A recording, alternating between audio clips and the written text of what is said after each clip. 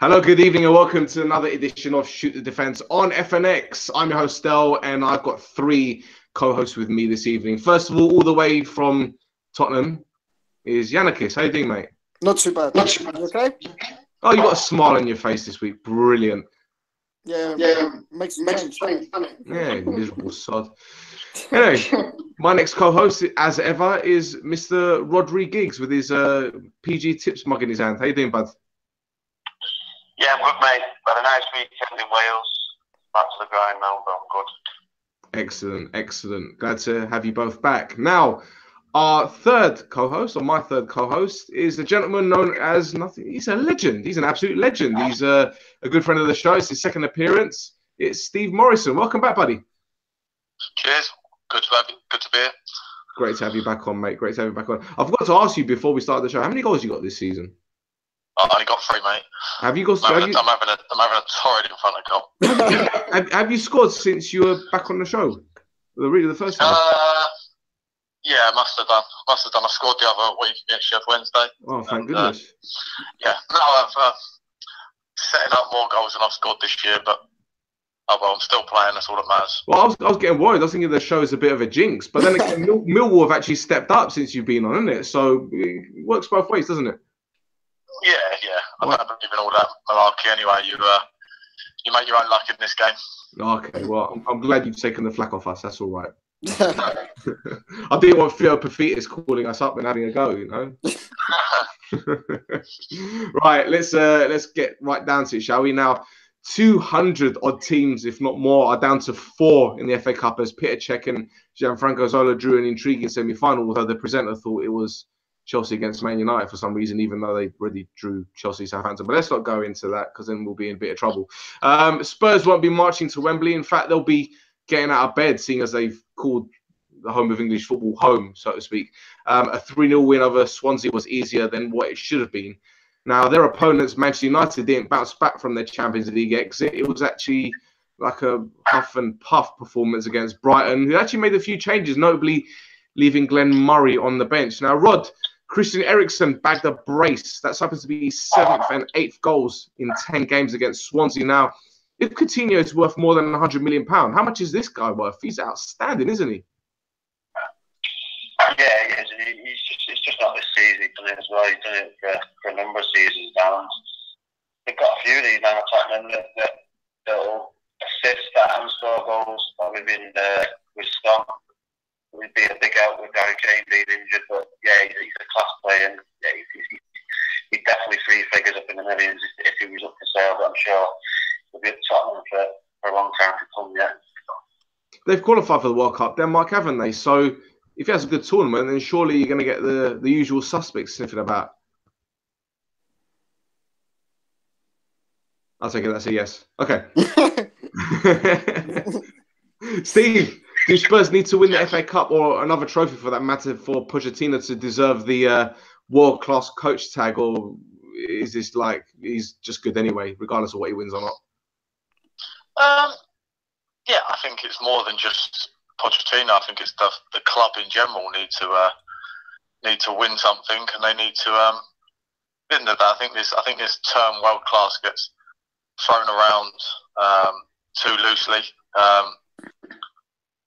At the end of the day, he's gone to Spurs off the back of being at Southampton. He's done a very, very good job. But all he's done at the minute is produced a team that nearly wins things. So obviously he needs to start winning. The team needs to start winning things, and then obviously you can start being put up there with the same coaches that have won lots and lots of trophies, because that's what we're all judged on at the end of the day. And yeah, he's been doing very, very well at Spurs. He's done a very, very good job. But obviously winning the league or a cup, I think cup first, then the league is the steps he needs to take before he can start being put on the same pedestal as some of the big boys. Now, I don't mean to put you on the spot here, mate, but do you think Spurs are his level? Could he do it at a bigger club? Yeah, of course he can. Of course he can. I think you look at Zidane at Real Madrid. He's gone there with no experience really and done really well. I think when you get these top teams, it's maybe a little bit easier than it is At Tottenham, because at Tottenham there's expectation from the fans, but not really massive expectations from everyone else. You go to a Real Madrid, you go to a Barcelona, all of a sudden you're expected to win things, and I think it's a different kind of coaching, a different kind of mentality straight away. So I think you'd find it easier if you had to go to one of the big boys, because obviously a lot more is in place. You don't have to build as much. You just kind of have to add and put your own stamp on it. And I think you can find it as you watch a lot of managers. They go to these big teams and win things straight away. Absolutely, absolutely. Now, Jan, moving on to a head coach who is a bit of a trophy collector. Jose selected a pretty attack-minded team. Can you explain why United looked flat and devoid of ideas in the final third? Lack of confidence still. What's happened is in football, as you know, results can change like the mood or the attitude of a club. I mean, United before the Sevilla game beat Chelsea, beat Liverpool. They were a bit on a high, and then going out to Seville just looks like it's kind of dampened the whole mood at the camp. United played with a lack of confidence. They played with fear. The performance was another abysmal performance for me. It was dreadful. I mean, 2 shots on target again against Brighton. It just seems to be the story of the season, especially the latter part of the season now, where United are not creating chances, they're not playing well, huffing and puffing, and just about getting the results. That's a fair point. Now, Steve, if you think about Mourinho's post-match comments, he didn't deflect much attention from his performers. In fact, he threw a lot of the underperformers under the bus. Now, he's taken a lot of stick for his comments. And as a pro footballer yourself, playing at a high level, do you think his post-match interview has, I don't know, burned bridges with players? Is it about time managers stood up for themselves? I think it's a difficult one. As a player, you know when you haven't done well, you know when you haven't performed. I agree with what some of the pundits have said over the weekend, that sometimes it has to be kept within the 4 walls of the dressing room. Look, I think he's trying to make a point to a few people. His frustration is coming out in his interviews, and it's tough. But 2 ways of looking at it.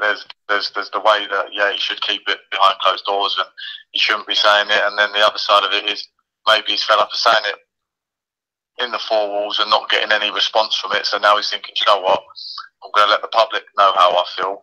So if anyone wants to question what I'm doing, they know exactly what I'm doing. It's out there for everyone to see. So, but they've invested heavily in the summer, and some of those people they've invested heavily in have not performed in my eyes. And yes, they're second, and in other seasons they maybe would be right up there, 1 or 2 points behind the leaders, or even lead the Premier League themselves. But this season it just seems to be 1 good game, 1 bad game, and it's just not consistent enough for, I suppose, the biggest team in the Premier League. Stel, can I just add to that, if I may? Yeah, go on. It just seems there's a pattern with Mourinho. He did it at Real Madrid with Ramos, Casillas, falling out with the big players there. He did it at Chelsea, notably, where he lost the dressing room. It seems like it's going to happen again at United. That's the way that I see it. There's a lot of rumours with, falling out with Martial, Luke Shaw. It seems to be. It seems now the unrest is starting to come out a lot more, and then you can see from his interviews that he's very agitated. He's very angry. I don't know if it's like I said, like a pattern of his previous clubs, but I don't see him. I don't see him at United that long. Maybe next year possibly, and that would be it if he lasts that long. Well, you say that, but my take on the whole situation is that at Real Madrid and Chelsea, he was having to deal with a lot of big personalities, a lot of people that had been at the club for a long time that could basically do whatever they wanted. Whereas at United, he's slowly been breaking up the cliques. He's got rid of Rooney, Carrick's going at the end of the season, Schweinsteiger's gone, someone like Memphis Depay that was a negative influence is gone. He's fallen out with Pogba, which is obvious. You don't have to be a rocket scientist to see that. But he's slowly getting rid of the players that he doesn't want. And the way I see it is that it's been a long time coming that a United manager comes in and gets rid of players that aren't pulling their weight. As I said many a time, no team has a divine right to win trophies, regardless of their size and their stature. You know, the players need to put in the work, as does a manager. Now, if they're not singing from the same hymn sheet, then there's problems. What Mourinho is doing, he's basically fine-tuning everyone the best that he possibly can. You know, you know me, I will stick up for him because I've said for years that United squad have been average since United won since they won the league last time with Van Persie. That was an average squad. But, you know, it's just me going over things that we've gone through before. But let's talk about Chris Hughton and Brighton, Rod. I mean, his side looked really dangerous to the counter, and I think they were quite unlucky not to score at least once, man. I mean, it isn't a surprise. They're actually above a lot of established Premier League teams, isn't it? Yeah, well, we talked about a lot this season about Chris Hughton. He's a very, very, very good coach and a very astute coach. So, Brighton, the tails are up at the minute, but they're having good results. It's a bit surprised Murray didn't start, but he's obviously given the lads who haven't been getting a game a run out, and you know they did very well. But you know, United didn't play very well, but you know they got the win in the end. But yeah, we've talked about it all season about Chris Hughton. He's a very good coach, and Brian have got the tails up in the minute and doing very well despite getting beat. Yeah, we're in the Chris Hughton fan club. We're members 6, 7, and 8. Gents, what kind of game do you expect to see from the semi-final then between United and Spurs? I mean, I'd have thought United won't start so bad like they did last time at Wembley. What do you reckon, Jan? I think it's unfair that Tottenham are playing at home. Oh, don't start. It's nonsense. I'm only joking. Well, we know what United's approach is going to be. It's going to be, well, hopefully now he'll get his tactics right, because I think in the league game he didn't get his tactics right at all. So I think he'll sit deep and hopefully hit Tottenham on the counter-attack with the pace we've got up front. I see Tottenham having most of the possession, most of the ball. It'll be interesting to see if Kane's out by the time the semi-final comes about. But I expect United to put a better performance, and I'm actually going to judge. I'm going to trust Mourinho in a one-off game like this, because I think he'll get it right and get United to the final. Steve, do you agree with that? Do you think Mourinho's going to turn it around and overcome the odds, since Jan reckons Spurs have an unfair advantage? I think it's a knockout game, isn't it? So both teams have to win. I think with Mourinho, I think he'll attack the game very much like he did against Liverpool the other week, where he'll find a weakness in Spurs and he'll try and exploit that. And yeah, we'll just have to wait and see, because you know what he's like. If he does get a lead early, he's quite happy to set up to see the game out. So it depends how the games go in the next few weeks as well, because obviously if they lose a few more or they're not at it, then obviously it's very difficult. And obviously you're going to see what Spurs are made of in the coming weeks, because obviously they haven't got Kane as well, so they're going to be relying on others. So we'll see how long their form can continue as well. Rod, we said that Romero was going to play. He did. Michel Vorm is Spurs' cup goalkeeper. Do you think that's going to make any difference at all to the result? Not really. Like we talked about before, these are both, not world-class keepers, but they're good Premiership backup keepers. And, Romero didn't put wrong last year, winning the Europa League, and Bournemouth's the same. He's a decent keeper as well, so I shouldn't think he'll make any difference. But I think I agree with Steve. It just depends on when he'll sets up and who he plays. But you need to start well. If they don't, it's going to be a long afternoon for them, because they've already been beat there once this season by Tottenham. I know Harry Kane will be missing, but it's a big game and it's a must-win game for both sides. That's right. Salvage the season, isn't it? Yep. Yeah. So Southampton's 2-0 win in Leslie Hughes' first game in charge earned the Saints a spot in the semi-final against Chelsea, who actually needed extra time and a howler from Kasper Schmeichel to beat Leicester. Steve, oddly enough, Mark Hughes said Southampton's win against Wigan was a statement of intent, which was quite an interesting statement, given we'd all like to know what Southampton's intentions are. Now, unfortunately, Hughes then ruined the moment with a new manager bingo term. We have a lot of work to do now. To be fair, Wigan were actually all over Southampton in the first half, and I can't really see Southampton getting any loose change from Chelsea, let alone win. Do you think that semi-final will be as one-sided as I think it will? No, not at all. It's a one-off game. So I think what Mark Hughes was getting at was the fact he's lined up in a different formation to what Pellegrini or Pellegrino, whatever his name is, had been setting up. He's been a lot more positive compared to what the other manager was like, who was very negative.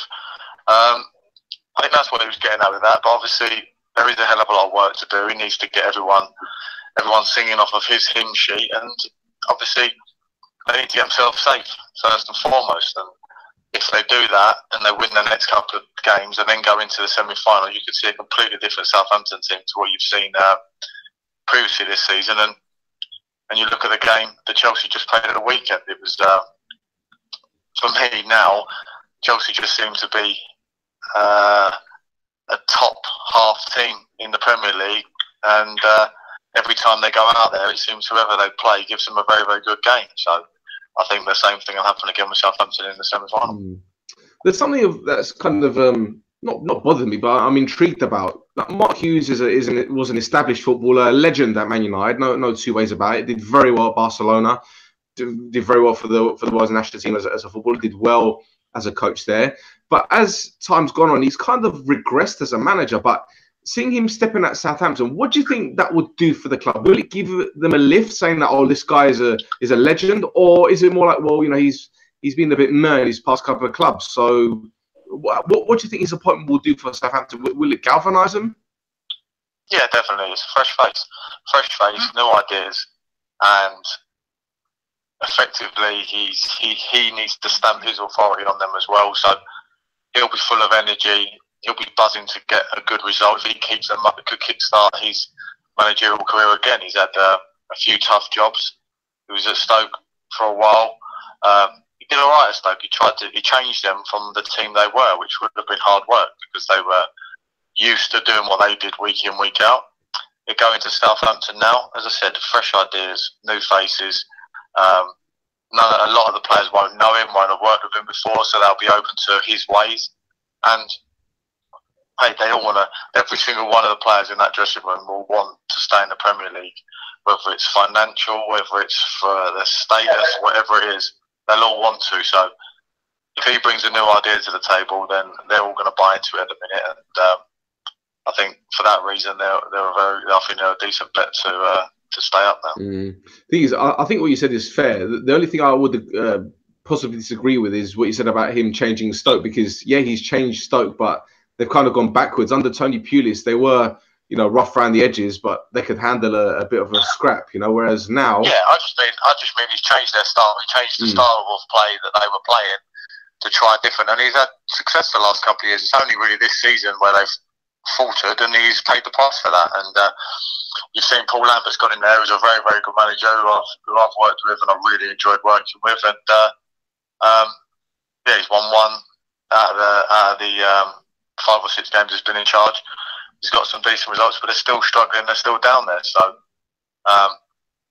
it's difficult, isn't it? Because you look at Newcastle, they've got Rafa Benitez, who's won Champions Leagues and all sorts. And sometimes you just have a bad season, and you just hope it's not as bad as it is. And so look at West Brom; they've been an established team for a long time, and without a shadow of doubt, they're not going to be in the league next year. So I think it's not fair sometimes to throw all the blame on the manager. He picks the teams. Yeah, I don't disagree with that. But once they step over the white line, then the players have to start taking responsibility for their performances. Steve, if I may digress or deviate a little bit, you mentioned Paul Lambert. You're not the first person to actually said that Paul Lambert is a fantastic person to work with. I mean, Leon Knight was with him at Wickham, and he said he's absolutely fantastic. But for me, Paul Lambert kind of fits in the same category as Steve McLaren. Absolutely superb coaches, but when it comes to being the manager, for some reason they just can't get it to translate on the pitch, can they? Yeah, well, I totally believe that. He's not a coach at all. He's a manager. Well, my time with him, he doesn't do the coaching on the training ground. Oh, really? He does the management. Okay. He had Ian Culverhouse with him when we was at Norwich, who did most of the coaching. Paul Lambert was out there. Yeah, don't get me wrong, and he was putting his information across. But he's not he's not a training ground coach who's like that. He's more of a manager. He makes you feel on top of the world. He makes you feel like you want to play for him, you want to win for him. So yeah, no, he's not in that bracket at all. Wow. It's, well, the man that I know anyway, the coach, the manager that I worked with, is the complete opposite to the one that maybe people think he is. So that's interesting. Definitely not in the Steve Morison bracket. Definitely. Oh, that's really interesting. That put me in my place. Right, I better move on before I dig my hole even bigger. Right, Jan, Gabbiadini, an Italy striker that doesn't seem to get a chance at national team level. Gabbiadini and Carrillo started up front, and Gabbiadini had a great chance to put the Saints ahead in the second half, but he fluffed his lines. Now, he fell out of favour with Pellegrino, but I actually think he's got goals in him and will have a big say in Southampton's survival plans. What do you make of him? Because I think he's perfect for the kind of style that Mark Hughes plays. Yeah, I agree. I think he's a good player. I mean, when Southampton first signed him, he started like a house on fire, didn't he? He was scoring goals. He was making goals. I mean, I remember he gave United a torrid time in the final as well. He scored a couple of goals as well. So he's a good player, Gabby. He's just suffered like everybody else at Southampton. Lack of confidence, a negative style where, Pellegrino was a defensive style manager that didn't suit Gabbiadini's kind of style of football. He was left out a lot to play Shane Long, who... Personally, I don't get the fact that Long only scored like 1 goal or 2 goals all season. Didn't make any sense for me. But I agree. I think Hughes would get the best out of him. He's got talent. He's got that individual brilliance where he can, he's got a lovely left foot, so he can score a goal out or nothing. And he could be the key to keep Southampton up this season. That's right. That's right. Rod, Leicester gifted Chelsea their second, then were hit with a swift counter-attack for the first. Now, Claude Puel must be very disappointed with the manner both goals were scored, mate. Yeah, they definitely must have fancied themselves yesterday because, at their stadium and Chelsea not firing all cylinders and, Leicester with a tail up in the middle of a good result against West Brom last week. They would have fancied themselves, and to give away 2 really relatively poor goals for their standards. Schmeichel doesn't make much mistakes like that, so you can't really pick it on him. It's just a one-off. But yeah, it's one of the ruining, and one they could have at least at worst took to penalty. But Chelsea did what they did and got a goal later. Oh, yeah, that'd be an interesting semi-final. To be fair, obviously Mark Hughes has played for Chelsea as well, so that's got a little bit of a spike to it. Right, in other news. Like Steve said, it's a one-off game. It's a semi-final. Anything can happen. Yeah. I'm sure back in all them years ago, against when we played Manchester United were favourites and they ended up winning else. So anything can happen. And it's the FA Cup. We've seen it over the years. Upset. So who knows? You never know. Absolutely. Absolutely. Okay, in other news. Mo Salah scored 4 in Liverpool's 5-0 win over Watford, leading to comparisons with Messi of all people. Now, Steve, no doubt Salah deserves Player of the Year, but to say he's on the same level as Messi is ridiculous, isn't it, mate? It is in a minute, but at the end of the day, you've got to start somewhere. Messi's on the level he is because he's done it year in, year out for however long he's been. It seems like he's been around forever now. Same as Ronaldo, or did he score 4 or 5 the other night as well, Saturday night? So, yeah, but he's got to start somewhere. At the minute, he is... Out of all of the attacking talent that Liverpool have got, he's the best by far. He's winning games on his own. I don't think anyone wants to play against him in a minute, and he's phenomenal. But yeah, he's showing traits. He's still young. If he's still doing it in 5-6 years when he hits 30, then we can start talking about him in those same brackets. But yeah. That's the problem, innit? Everyone gets compared to people like Messi and Ronaldo, and then all of a sudden he'll have about 6 months and he won't be good enough anymore. So, as I said, he's phenomenal at the minute, and I think he'll go on and win Golden Boot in the Premier League. And it'll be interesting to see how many more goals he gets, because I think he's also got 7 games to score a few more goals. So he'll score at least 10, something like that, won't he? That's right. I think next season will be interesting still. The fact that it's the second season where defenders will kind of be more prepared for him. So we'll see how he does next season. But there's a World Cup as well, mate. So how much of a break is he going to get between the World Cup and pre-season? Yeah, not a lot, is it? So, no. But listen, look, I'll be the first to admit, you know, we've slated Jurgen Klopp for his lack of defensive astuteness, so to speak. But going forward, he's got it, you know, bang on. And what he's done for Salah, you know, we said it a few weeks ago. Salah wasn't prolific in Serie A. He wasn't prolific at Chelsea, but he's come in here. He's a beast. He's an absolute beast. got to give him credit. Absolutely, that's right. Okay, our mate and Rod's best mate, Mario Icardi, scored 4 for Inter in their 5-0 win at Sampdoria, while Juve were held 0-0 at Spal. When I first saw it, I thought it was at Spa, you know, the off license back in the day. Jan, do you think Icardi should get on the plane to Russia? If you're Sampaoli, are you going to pick him? You can't leave him behind, can he? He's got to go still. 100%. You can't ignore a guy that is prolific year in, year out. He scores goals, Icardi. Maybe, I don't know if it's his personality or his attitude or he falls out with players too much, because there's a lot of negativity always surrounding Icardi with his kind of history off the pitch, so to speak. But yeah, he pissed off the Inter ultras by writing something about him in his autobiography. I mean, it's not like it upset some people. He upset about 30,000 of his own. And he took Maxi Lopez's wife, didn't he? So, you know. Well, anyway, carry on. So anyway. But but you can't ignore a guy that scores goals. I mean, for me, he's got to go. I mean, if you look at Argentina strikers at the moment, you got Aguero, Higuain, Messi. He's got to be the fourth one, isn't it? Surely.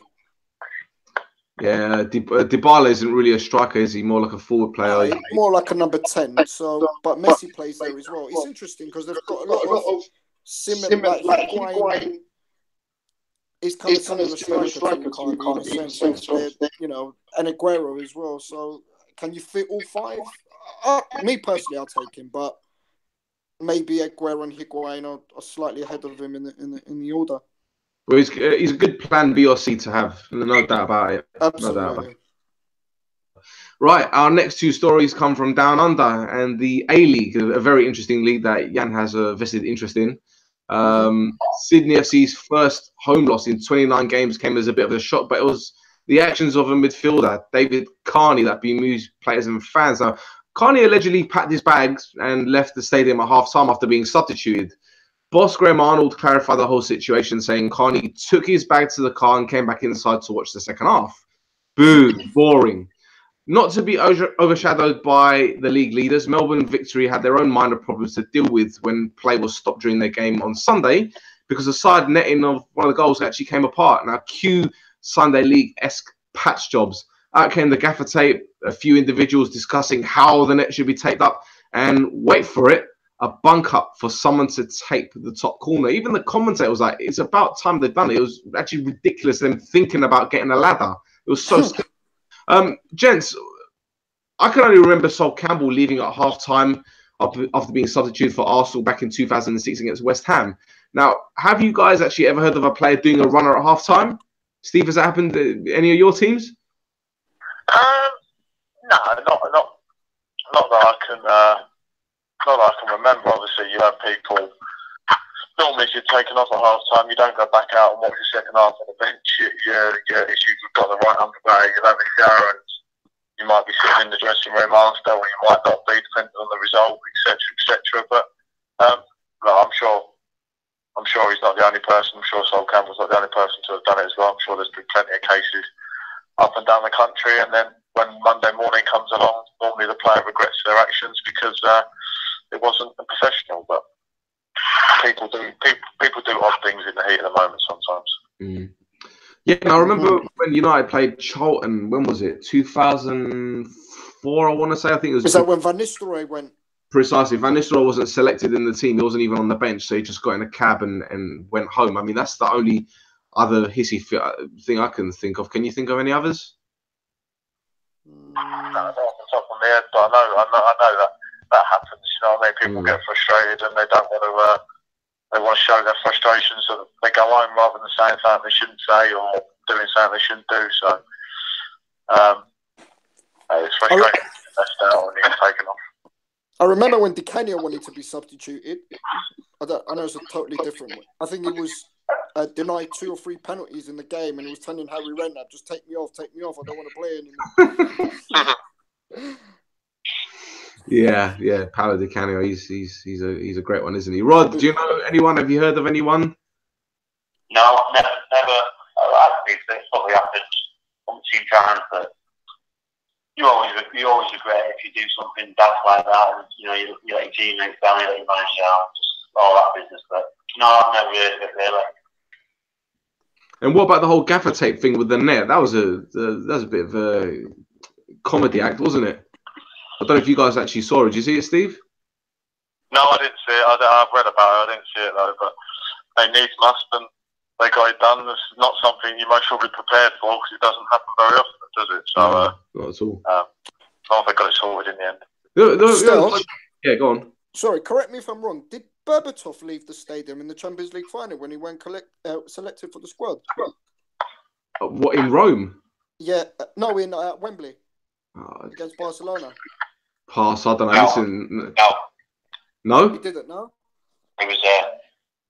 Oh, he was there. Yeah, Okay. he was probably in the players' lounge smoking 20 fags. No. Yeah, or probably cussing David James in whichever way he was doing it. This whole thing with the tape, man. You've seen it before. Half time when the players come out for the second half, you got the linesman or the assistant referees like messing about on the side netting. Surely they spotted that in the first place. I mean, I don't. I think didn't the ball go out for a goal kick? Then it clipped the side netting, and that's what did it. That's what did it. Yeah, that's what triggered it. It's amateur stuff, to be honest. Well, these things happen. These things happen. Yeah, they do. It's a no story, but we've killed 5 minutes, I guess, talking about it. Right, that's it for us this week. I don't have any other funny tales, fortunately or unfortunately. Jan, do you want to give everyone your Twitter, mate? Yiannakis J. Excellent. Rod James Giggs. Is your brew cold, or you finished it? Pardon? Is your brew cold, or you finished it? I like my brews off. I can't drink when they get warm.